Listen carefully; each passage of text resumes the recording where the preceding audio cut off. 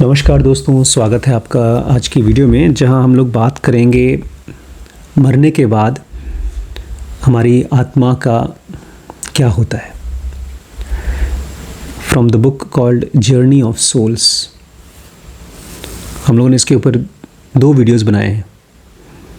आज की वीडियो में बहुत ख़ास चीज़ आप पाएंगे। इसको मैं सुनता रहा हूँ, मेरा पर्सनल एक्सपीरियंस भी है, मरने का नहीं लेकिन छोटी सी डेथ का। हम रोज़ सोते हैं और एक तरह से मरते ही हैं, तो उसमें मैंने यही चीज़ एक्सपीरियंस की है जो आज होने वाला है। हम सबके साथ वो होगा और ये अच्छी चीज़ है। एक आदमी है जिसकी डेथ हुई है, 36 साल का आदमी है। उसको हार्ट अटैक हो गया शिकागो में 1902 में।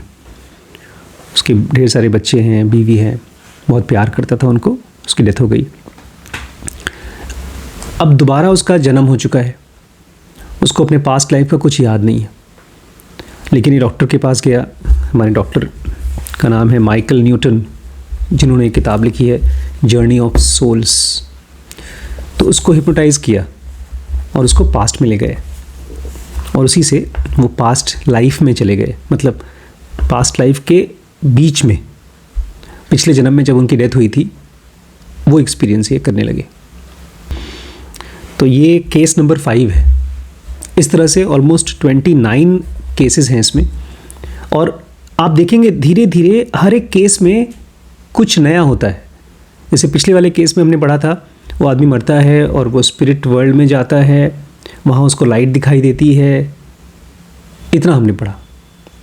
आज थोड़ा सा और कुछ एक्स्ट्रा, अलग अलग केसेस में अलग अलग चीज़ें वो देखते हैं, और ये डिपेंड करता है कितने मेच्योर हैं आप। अगर आप बहुत मेच्योर्ड सोल हैं तो आपका एक्सपीरियंस मेरे एक्सपीरियंस से अलग होगा। अगर कोई बहुत छोटा बच्चा है जिसका अभी बहुत लाइफ को लेकर के समझ नहीं गहरा हुआ है, तो उसका डेथ के बाद एक्सपीरियंस अधूरा होगा। तो आज का केस है केस नंबर 5। डॉक्टर बोलते हैं, can you see clearly yet as you travel beyond the tunnel. Almost सभी जितने भी लोग मरते हैं, सबके सब मरने के बाद क्या देखते हैं? एक गुफा। और उस गुफा के एंड में क्या है शिरीष? गुफा के एंड में क्या होता है जब लोग मरते हैं? तो लाइट। वेरी गुड, याद है आपको। तो ये डॉक्टर उनसे पूछ रहे हैं, अच्छा अब तुम उस लाइट जब ट्रैवल कर रहे हो टनल में, तो क्या तुम साफ साफ देख पा रहे हो? तो आदमी कहता है, I am still passing through these foamy clouds around me. मैं अभी भी पास कर रहा हूँ, मेरे आसपास में एकदम फोम टाइप का क्लाउड है, बादल है। डॉक्टर कहते हैं, I want you to move all the way through this and tell me what you see. मैं चाहता हूँ, अब पता है ये जो हम लोग जब हिप्नोटाइज करते हैं पेशेंट्स को, तो जब कोई बोलता है तो स्पीड अप हो जाता है प्रोसेस। तो डॉक्टर ने बोला, मैं चाहता हूँ तुम ना थोड़ा इसके थ्रू जाओ, जल्दी से क्रॉस कर जाओ टनल को और बताओ आगे क्या देख रहे हो। Tell me what you see. तो ये आदमी थोड़ा सा रुक जाता है, pause. Oh, I am out of it. मैं तो बाहर निकल गया। My god, this place is big, it is so bright and clean, it even smells good. मर गया है, नाक नहीं है इसके पास। ये आदमी कह रहा है, अरे ये जगह तो बहुत बड़ी है, इतनी ब्राइट है, इतनी साफ है, और खुशबू भी बड़ी अच्छी आ रही है। I am looking at a beautiful ice palace. और मैं जहाँ हूँ एक बहुत खूबसूरत सा आइस पैलेस है, बर्फीला, बर्फ़ का महल। इसके बारे में बताऊँगा मैं कि क्यों हम मरने के बाद बर्फ़ का पैलेस देख रहे हैं। तो डॉक्टर बोलते हैं, हाँ बताओ मुझे बताओ। तो ये आदमी बड़ा अमेज्ड है, बड़ा खुश होकर के बोलता है, it's enormous, it looks like bright sparkling crystal. ये बहुत बड़ा है और दिखने में एकदम चमकीला, ब्राइट स्पार्कलिंग, इसमें से जैसे डायमंड चमकता है ऐसा। Coloured stones shining all around me. मेरे आसपास में ऐसा लगता है ढेर सारे रंगीन कलर्ड स्टोन्स हैं, हीरे जवाहरात हैं। डॉक्टर बोलते हैं, व्हेन यू से crystalline I think of a clear colour. जब तुम क्रिस्टलाइन बोलते हो तो कोई खास रंग दिखाई दे रहा है तुम्हें? लाल, पीला, नीला? Well, there are mostly greys and white. तो अभी कहना नहीं, ज़्यादा कलर नहीं है वहाँ पर, खाली ग्रे और वाइट कलर दिखाई दे रहा है. But as I float along I do see other colours, mosaic, all glittery. लेकिन जब मैं आगे फ्लोट करता हूँ तो मुझे और भी रंग दिखाई देते हैं, मोज़ैक दिखाई देता है. मोज़ैक दिखा है कभी आपने? जब ज़मीन पे आप ढेर सारे अलग अलग रंगों को मिक्स करके बनाते हैं तो उसको बोलते हैं मोज़ैक. अब तो टाइल्स लग जाते हैं, मार्बल लगता है, लेकिन पहले ज़माने में सीमेंट में ही कलर्स मिक्स कर दिया जाता था तो उसको बोलते थे मोज़ैक. तो ये कह रहा है अलग अलग रंग मेरे आसपास में मोज़ैक के रूप में दिखाई दे रहे हैं. डॉक्टर बोलते हैं, look into the distance from with in this ice palace, do you see any boundaries anywhere. बोलते थोड़ा ध्यान दो और दूर देखो, इस पैलेस का, इस आइस पैलेस का कोई बाउंड्री है. ये आदमी कहता है, no, this space is infinite, so majestic and peaceful. ना ना, बिल्कुल नहीं, ये जगह तो बहुत फैली हुई है, इनफाइनाइट है, इतनी मैजेस्टिक है, बहुत बड़ी है और बहुत पीसफुल भी है, शांत भी है. तो डॉक्टर बोलते हैं ठीक है चलो कोई बात नहीं, जो तुम्हें दिखा. अब मुझे ये बताओ कि तुम फील क्या कर रहे हो, what are you feeling right now. तो ये आदमी कहता है, I can't fully enjoy it, I don't want to go further. Maggie. बोलता है मैं इस जगह को पूरा एंजॉय नहीं कर पा रहा हूँ, मुझे आगे जाना होगा, मुझे आगे नहीं जाना है. और अचानक से उसको याद आता है मैगी, खाने वाली मैगी नहीं याद आती है, सब्जेक्ट्स विडो, उसकी वाइफ जो बेचारी विधवा हो गई है, उसको उसको छोड़ के जाने का मन नहीं कर रहा. I can see you are still disturbed about Chicago's life, but does that this inhibit your progress into the spirit world. तो डॉक्टर बोलते हैं कि हाँ मुझे समझ में आ रहा है कि तुम अभी भी डिस्टर्ब्ड हो, तुम्हारी वहाँ डेथ हो गई है शिकागो में, तुम अपने परिवार के साथ रहते थे, लेकिन क्या उन सब चीज़ों की वजह से तुम इस स्पिरिट वर्ल्ड में अपनी प्रोग्रेस में रुक गए हो कि आगे जा पा रहे हो? क्या वो अटैचमेंट तुमको इनहिबिट कर रहा है आगे बढ़ने में? The subject jerks upright into my office chair. बहुत जो पेशेंट था चेयर पे लेटा हुआ था डॉक्टर के, और अचानक से झटका खाया. Good, I see my guide coming towards me, she knows what I need. ये है नई चीज़ आज की. अचानक से खड़ा हो जाता है, मतलब बैठा हुआ थोड़ा टाइट हो जाता है, बोलता है हाँ, मेरे सामने मेरी गाइड आ गई है, मरने के बाद अपने गुरु से मुलाकात हो रही है इनकी, and she knows what I need to do. और उनको पता है कि मुझे अब क्या करना चाहिए. ये नया एंट्री. डॉक्टर बोलते हैं, tell me what transpires between you and your guide. तो ठीक है बताओ, तुम और तुम्हारे गुरु में क्या बातचीत हो रही है. और वो गुरु जो है वो लेडी है एक. वो आदमी कहता है, I say to her I can't go on, that I need to know Maggie and the children are going to be okay. बोलता मैं नहीं जा सकता, अपने बच्चों को और अपनी बीवी को छोड़ कर नहीं जा सकता, मुझे पहले पक्का करो कि ये ठीक होंगे, मेरे बिना भी उनका सब कुछ ठीक ठाक होगा. And how does the guide respond. तो ठीक है, वो जो गाइड है वो क्या क्या बोलते हैं, तुम्हें कैसे समझा रही हैं, क्या बताती हैं. She is comforting me but I am too loaded down. मुझे सांत्वना दे रही हैं, कंफर्ट कर रही हैं, अरे परेशान ना हो, सब ठीक हो जाएगा, लेकिन मैं बहुत परेशान हूँ, मैं बहुत लोडेड हूँ, बीवी को याद कर रहा हूँ, बच्चों को याद कर रहा हूँ. व्हाट डू यू से टू हर. डॉक्टर बोलते हैं, अच्छा तुम उनसे बोल क्या रहे हो, कौन से शब्द यूज़ कर रहे हो. तो चिल्ला के बोलता है, I tell her, why did you allow this to happen, how could you do this to me, you made me go through such pain and hardship with Maggie and now you cut off our life together. ऐसा लग रहा है जैसे कि भगवान से बात कर रहे हैं इंसान के रूप में, और कंप्लेन कर रहा है कि आपने ऐसा मेरे साथ होने क्यों दिया, कैसे दिया, आपने मुझे इतनी मुश्किलों के थ्रू अपनी बीवी के साथ ज़िंदगी बितवाया और उसके बाद आपने काट दिया, हम लोगों को अलग कर दिया. What does your guide do. Doctor पूछते हैं, और गाइड क्या कर रही है. फिर से रुकता है. In my mind information comes to me of the future on earth that the family is getting on without me, accepting that I am gone, they are going to make it and we will all see each other again. तो उस guide ने कुछ बोला नहीं, बस अचानक से इस आदमी को सब कुछ दिखने लगा, फ्यूचर, कि कैसे उसका परिवार कुछ महीनों में ठीक हो जाएगा और आराम से इसके बिना भी जी लेगा, एक्सेप्ट कर लेगा कि चलेगा कोई बात नहीं और सब आराम से ठीक हो जाएगा। ये चीज़ जब इसको पता चली तो सुकून में आ गया। डॉक्टर बोलते हैं how does this make you feel, अब तुम कैसा फील कर रहे हो? तो आदमी कहता है आई फील पीस, और साथ में लंबी सांस, अब ठीक लग रहा है, I am ready to go on now, अब मैं जाने को तैयार हूँ। सोचिए छोटी सी बात उसको पता चली। इसलिए मैं कहता हूँ अक्सर कि अगर हम लोग अपने सपनों को भी यूज़ कर सकें अपने सवालों को पूछने के लिए, तो उसमें सवालों के जवाब नहीं आते, सेंटेंसेस के रूप में नहीं आते, वो आते हैं एक्सपीरियंस के रूप में, रियलाइजेशन के रूप में आते हैं, विजुअलाइजेशन, रियलाइजेशन, और आप कंफर्टेबल फील करते हो।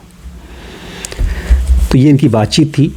अब थोड़ा सा डॉक्टर का कमेंट्री है, उसको समझना इंपॉर्टेंट है। Before touching on the significance of case 5 meeting this guide here, I want to mention that this man's interpretation of the spirit world appearing as an ice palace. इससे पहले कि मैं आपको बताऊं ये केस 5 में क्यों इतना इंपॉर्टेंट है इस गाइड से मिलना, मैं आपको ये पहले कंफर्म करना चाहता हूँ, बताना चाहता हूँ कि आखिर इस इंसान को आइस पैलेस क्यों दिखाई दिया। Further into the spirit world my subjects will talk about seeing buildings and being in furnished rooms. अभी आगे भी जब हम लोग के केस स्टडीज़ पढ़ेंगे तो आप देखेंगे कि कुछ मेरे जो सब्जेक्ट्स हैं, पेशेंट्स हैं, उनको बिल्डिंग्स दिखाई देती हैं, किसी को कमरा दिखाई देता है फर्निश्ड फर्नीचर के साथ में। The state of hypnosis by itself does not create these images. कहते हैं जब किसी को आप हिप्नोटाइज करते हैं तो ये सब इमेजेस हिप्नोटिज्म की वजह से नहीं क्रिएट होते हैं। हर जगह, जैसे ये कमरा है, इस कमरे में हम आकर बैठते हैं, इस कमरे की हमारे लिए केवल फिजिकल इम्पोर्टेंस नहीं है, ये एक इमोशनल इम्पोर्टेंस भी है। आप सपने में कोई स्कूल देख रहे हैं, डर रहे हैं, आप किसी जंगल को देख रहे हैं, अच्छा लग रहा है, कोई कमरा देख रहे हैं, आप बड़े कंफर्टेबल फील कर रहे हैं। तो कह रहे हैं आप धरती में वो चीज़ें, धरती की वो चीज़ें देखेंगे मरने के बाद जो आपको ट्रांजिशन में हेल्प करती है, जो आपका एक मेमोरी में इमोशन के साथ जुड़ाव है। These sights have individual meaning for every soul communicating with me.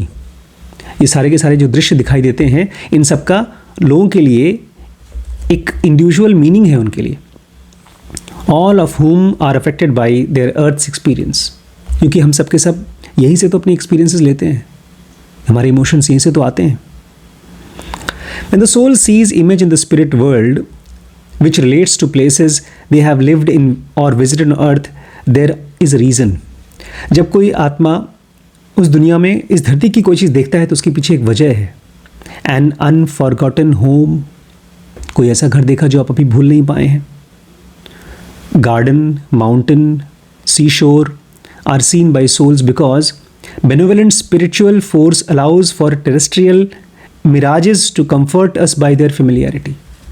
हम लोग भी जब सोते हैं और सपना देखते हैं तो ढेर सारी चीज़ें हमें कि बातें तो बता दे कोई, जैसे मैं भी आपको बता दूं कि यार पढ़ाई करो, अच्छे से करो या डरो मत, लेकिन ये बातें हैं, ये खाली आई सेंटर को पहुंचती हैं। लेकिन जो एक फिजिकल एक्टिविटी आपको सिक्योर या इनसिक्योर फील करा सकती है, वो फिजिकल एक्टिविटी से ही होता है। आपने अपने बाथरूम में नहा रहे हैं, कपड़े उतार दिए, कोई शर्म नहीं आती, लेकिन वही अगर पब्लिक में कपड़े नहीं हैं तो आपको इनसिक्योरिटी आएगी। तो हो सकता है आपको ये ट्रांजिशन में जो सिक्योरिटी फील करनी है उसमें ये जगह बहुत बड़ा रोल प्ले कर रही है। टेरेस्ट्रियल मिराजेस इसको बोलते हैं, इस दुनिया की इल्यूजन्स जो आपको उस दुनिया में दिखाई दे रहा है, मिराज दिखाई दे रहा है। Our planetary memories never die, कह रहे हैं हम इस धरती पर जो भी एक्सपीरियंस करते हैं प्लानट की मेमोरीज वो कभी ख़त्म नहीं होती। They whisper forever into the soul mind on the winds of mythical dreams just as images of the spirit world do so within the human mind. हम इस धरती पे जब जिंदा हैं, जग रहे हैं, बातचीत कर रहे हैं, सोते हैं, जो सपना देखते हैं, तो हम जो सपने में देखते हैं वो इस दुनिया का भी है और उस दुनिया का भी है। तो जिंदा होते हुए हम उस दुनिया को एक्सपीरियंस करते हैं, मरने के बाद हम इस दुनिया को एक्सपीरियंस करते हैं।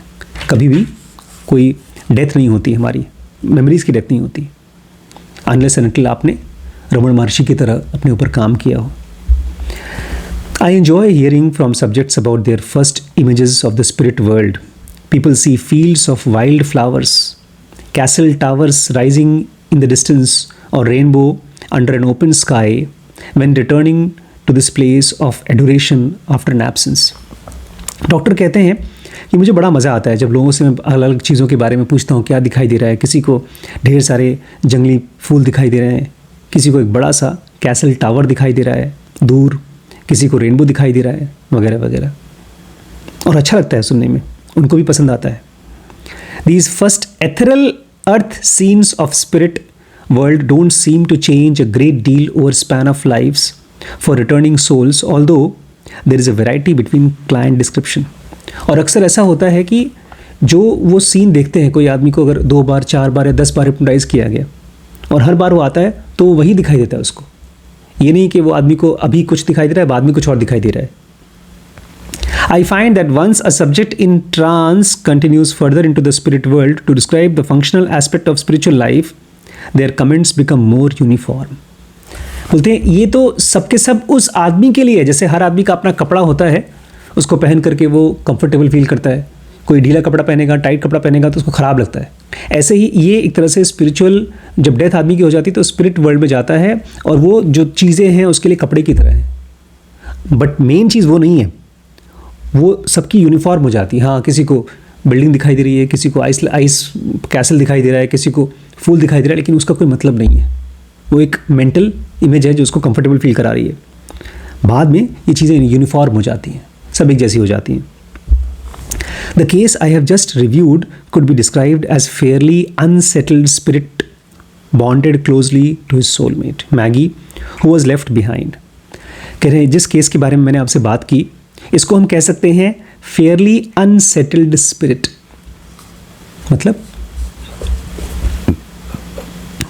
जो रुकी नहीं, ये पीसफुल नहीं है, ये अपने आप में कुछ इसमें प्रॉब्लम है। ये अभी तक लाइफ में सेटल नहीं हुई है, इसकी समझ गहरी नहीं हुई है, ये अभी तक स्पिरिचुअली बहुत एडवांस नहीं हुई है, क्योंकि ये अभी भी अपने सोलमेट मैगी के साथ में बहुत क्लोजली बॉन्डेड है, उसको छोड़ के नहीं जाना चाहता।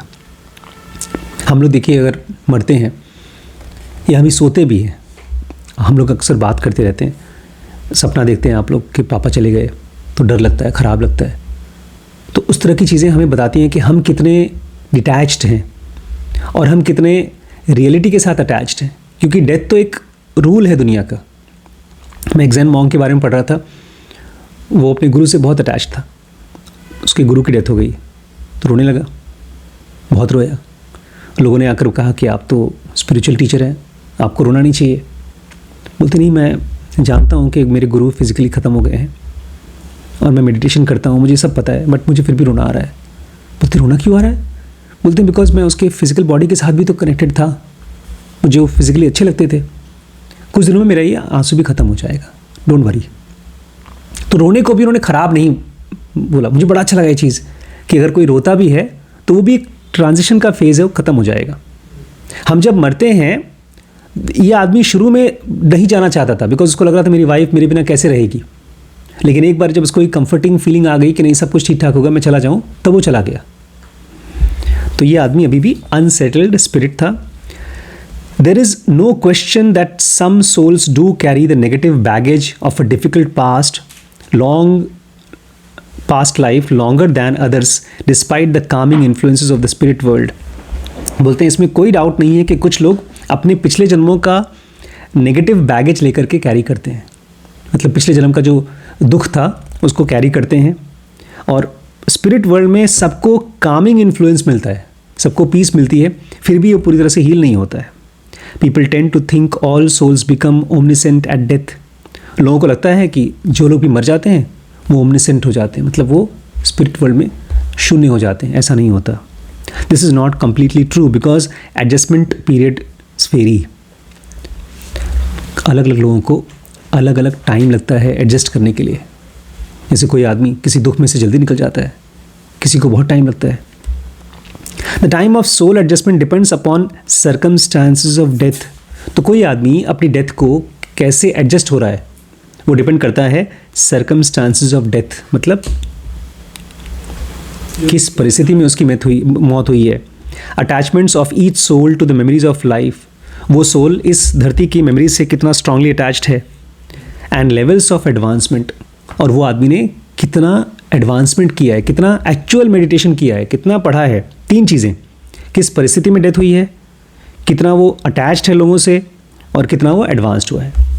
आई frequently hear anger during age regression when young life and suddenly, बोलते हैं जब हम लोगों को पास्ट में ले जाते हैं तो एज रिग्रेशन कराते हैं यंग लाइफ में, तो उसमें बहुत बार मैं एंगर देखता हूँ, लोग गुस्सा हो जाते हैं जब यंग एज में मरते हैं।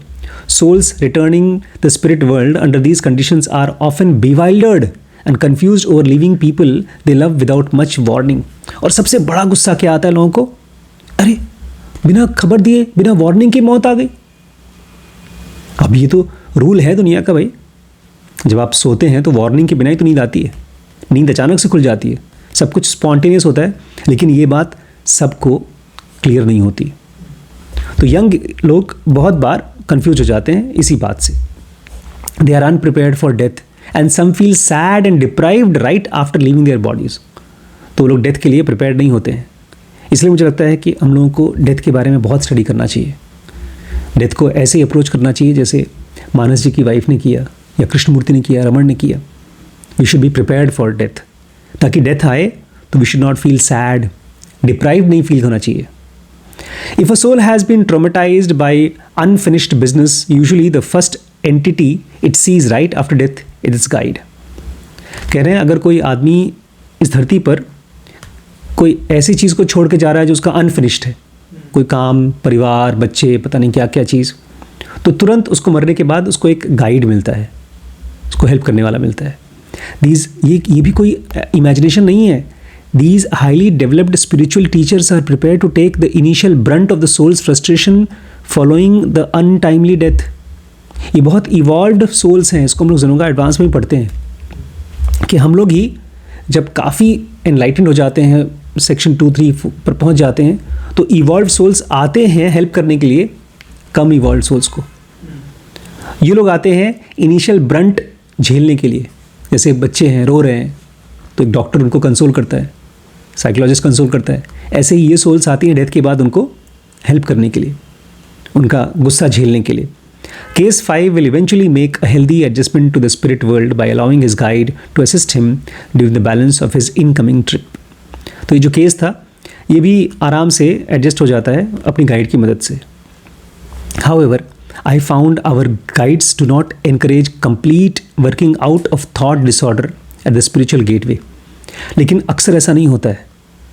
बहुत बार गाइड्स तुरंत उनको ख़त्म नहीं कर देते उनकी प्रॉब्लम्स को। There are more appropriate times and place for detailed review about karmic learning lessons involving life and death, which I will describe later. क्योंकि बहुत से लोग इतने ज़्यादा इमेच्योर होते हैं कि खट से ख़त्म नहीं होता, उनके लिए बहुत डिटेल्ड रिव्यू होता है उनके कार्मिक लर्निंग का, कि तुमने जो किया था ये सही था, क्यों किया, ये सब हिसाब किताब चलता है वहाँ पे। इस केस में कुछ नहीं किया, बस आराम से इसको टच करा दिया। इस सीन को यूज़ किया गया एक फ़िल्म में। एक फ़िल्म थी आर्टिफिशियल इंटेलिजेंस, शायद यही नाम था, स्टीवन स्पीलबर्ग की मूवी थी। उसमें एक रोबोट था जो अपनी माँ को बहुत प्यार करता था। माँ को अपने जिस घर में उसको ख़रीदा गया था एज ए बच्चा, और वो ऐसे ही कहीं फेंक दिया गया। फिर एलियंस आए, बहुत एलियंस मतलब फ्यूचर से बहुत सालों के बाद लोग आए और देखा तो इसकी मेमोरी में यही है कि मैं अपनी माँ को मिस कर रहा हूँ। तो उसकी मेमोरी को फिर से एक्टिवेट कर दिया और जाकर अपनी माँ से मिल गया। तो वो सीन आप देखिएगा लास्ट में है, आर्टिफिशियल इंटेलिजेंस शायद मूवी का नाम है। उसमें जो बच्चा है वो रोबोट है, वो रोबोट कोई और नहीं, हम ही एक तरह से। और हम जब किसी को बहुत मन से मिस करते हैं तो उसको एक तरह से कंप्लीशन ऑफ स्टोरी चाहिए होता है। तो इस आदमी को भी इसके गाइड ने क्या किया, एक विजुअलाइजेशन दे दिया कि धरती पर सब ठीक हो गया और इसकी जर्नी आगे बढ़ गई। Regardless of their state of mind right after death, my subjects are full of exclamations about rediscovered marvels of spirit world. इससे कोई फ़र्क नहीं पड़ता है कि वो मर गए, डर के अलावा भी उनको बड़ा अच्छा लगता है, यार क्या मस्त दुनिया में आए हम लोग। Usually this feeling is combined with euphoria that all their worldly cares have been left behind, especially physical pain. और अक्सर ऐसा होता है कि जब वो लोग इस दुनिया में आते हैं तो उनको सबसे अच्छी खुशी होती है, अब कम से कम दर्द नहीं होगी यार। दर्द, भूख, बीमारी, टॉर्चर, ये सब चीज़ नहीं होगा यहाँ पर। यहाँ तो लाइट चली जाती है, गर्मी लगती है, पसीने आते हैं, भूख लगती है, वो सब यहाँ नहीं होगा। Above all else, the spirit world represents a place of supreme questions to the traveling soul. सबसे इम्पॉर्टेंट ये है कि जो आदमी मर जाता है उसके लिए स्पिरिट वर्ल्ड एक सुप्रीम क्वेश्चंस है, एक पीसफुल जगह है जो सोल के लिए। Although it may at first appear we are alone immediately following death, we are not isolated or unaided. शुरू में लगता है ऐसा, अरे यार हम कहाँ आ गए, अकेले हैं, लेकिन ऐसा बाद में आपको नहीं लगेगा। आपको पता चलेगा कि आपके पास हमेशा फ्रेंड्स हैं, गाइड्स हैं। Unseen intelligent energy forces guide each of us through the gate. जैसा फिल्मों में दिखाया जाता है कि मर गए, अकेले, कोई नहीं है, गेट पर खड़े हैं आप स्वर्ग के, नर्क के। ऐसा नहीं होता, वहाँ पर कोई ना कोई गाइड आपको हेल्प होता है करने के लिए, दोस्त होते हैं।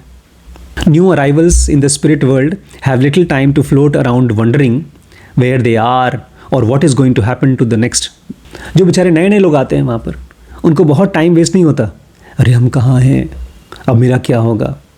Our guides and a number of soulmates and friends wait for us close to the gateway to provide recognition, affection and assurance we are all right. जैसे आप मरते हैं वहाँ पर आपको ढेर सारे सोलमेट्स, अगर आप मर गए हैं और आपके पति वहाँ पर दोबारा मिलते हैं, आपके फ्रेंड्स मिलते हैं, वो आपको दिखाते हैं कि अरे आपको पहचान की फीलिंग है, अरे यार तो अपना ही आदमी है। वहाँ पर अफेक्शन फील होगा और अश्योरेंस फील होगा, चिंता की बात नहीं है। Actually, we feel the presence from the moment of death because much of our initial readjustment depends on the influence of these kindly entities towards our returning soul. मैंने एक सीरीज़ देखी थी सुपरनैचुरल, उसमें सबसे पहला एपिसोड था, उसमें hero था, मेन हीरो, वो मर जाता है। फर्स्ट एपिसोड में हाँ, और उसको एक हॉस्पिटल में एक स्पिरिट आती है उसको ले जाने के लिए, डीमन आती है कोई, चलो तुम्हारा मरने का टाइम आ गया। बोलता है मैं नहीं जाऊँगा, मैं नहीं जाऊँगा, मेरा भाई यहाँ पर है, मेरा काम बचा हुआ है।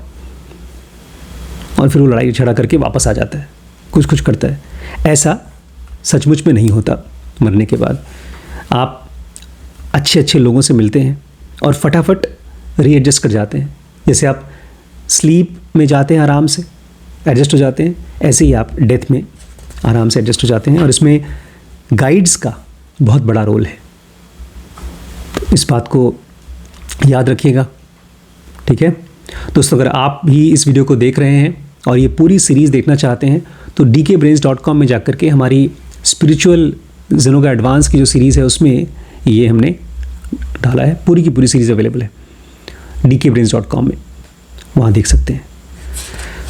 और इस वीडियो को आप अपने फ्रेंड्स और फैमिलीज़ को शेयर करिए, बिकॉज डेथ एक ऐसी बीमारी है इसका कोई सोल्यूशन नहीं है, बट ये बातें सच्ची हैं,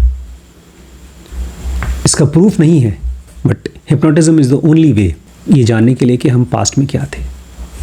बहुत से लोग करते भी हैं पास्ट लाइफ रिग्रेशन, हम लोग नहीं करते, तो इसको ट्राई करिएगा। अगर आप कमेंट करते हैं तो मैं और भी वीडियोस बनाऊंगा और यहाँ पर शेयर करूँगा, ठीक है।